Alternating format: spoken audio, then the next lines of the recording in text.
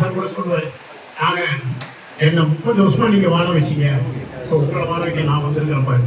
எவ்வளோ ஒரு உண்மை பாருங்க, 30 வருஷம் ஃபஸ்ட்டு நீங்கள் வாழ வச்சிருக்கீங்க. இதை நீங்கள் புரிஞ்சுக்கணும், உதயாநிதி கூட புரிஞ்சுக்கணும். அவங்க அப்பா தாத்தா முதலமைச்சர், அதுக்கப்புறம் அவங்க அப்பா முதலமைச்சர், ஒரு பள்ளிக்குட்டி தூக்கி புத்தம் கொடுத்து நினைக்கிறார். உழைப்பு அரசியல் கருத்து வேறுபாடுகளை விட்டு அவங்க உழைக்கிறாங்க பார்த்தீங்களா. இப்போ கூட பாருங்க, இன்னொரு கட்டத்துக்கு போகணுன்னு வந்து உழைக்கிறாங்க பார்த்தீங்களா. அதனால உங்க தொழிலுக்கு உழைக்க அப்படி வீரா நேசிங்க. இந்த தொழில் அடுத்த கட்டத்துக்கு என்ன போகணும்னு நிறைய நேரங்கள் கொடுத்து உழைங்க. இந்த தம்பி பிறந்தநாள் அவருடைய போனா அந்த வாழ்க்கையை தெரிவிச்சுக்கிறேன்.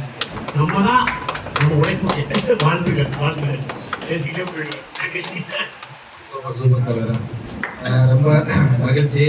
இந்த ஒரு மாலை பொழுதிலே இறைவனோட அருளாசியோட ஒரு பிறந்தநாள் கொண்டாட்டத்தில் மிகப்பெரிய ஜாம்பவான், அதாவது இந்தியாவுக்கு வந்து எப்படி ஒரு நரேந்திர மோடி வந்து அரசியல் கிடையாது, அவரே நம்ம பத்திரிகைக்காரங்களுக்குலாம் தெரியும் எவ்வளவு கஷ்டமா உழைக்கிறாரோ.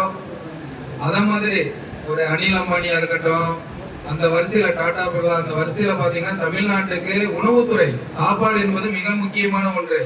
எந்த ஒரு கேட்டகரியா இருக்கட்டும், சினிமாவை விட என்னை கேட்டா உணவு தான் மிக முக்கியமான ஒன்று கருதப்படுகிறது. அதுவும் தமிழர்கள் வந்து சாப்பாடுனாலே எல்லாரும் ஹெல்ப் பண்ணுவாங்க. ஆனா இன்னைக்கு பெரிய பெரிய லெஜெண்ட் எல்லாம் இருக்கிறாங்க சாப்பாடு விஷயத்துல பாத்துட்டீங்கன்னா, எல்லாரும் வந்து அந்த அளவுக்கு இறங்கி செய்வாங்களான்னு தெரியல. நிறைய யூடியூப்ல இருந்து ஒவ்வொரு ஹோட்டல்ஸும் இருக்கு, நம்ம மீடியா எல்லாமே பார்த்துருப்போம்.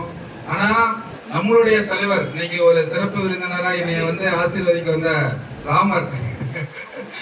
ராமர் வந்து இன்னைக்கு, அதாவது சாப்பாடுன்னு கேட்டாலே பெருமைக்கு சொல்லல, ஏன்னா ஒரு சீஃப் கெஸ்ட கூப்பிட்டு பெருமைக்கு சொல்ல கிடையாது, உண்மையான வேர்ட்ஸ்.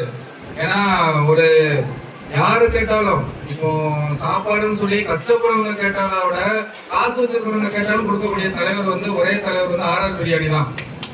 அது வந்து மிகப்பெரிய ஒரு கடவுள் அவருக்கு கொடுத்த அங்கீகாரமா இல்ல இவரு கடவுள்கிட்ட இருந்து எடுத்துட்டாருன்றதான் ஒரு விஷயம். அதுக்கே வந்து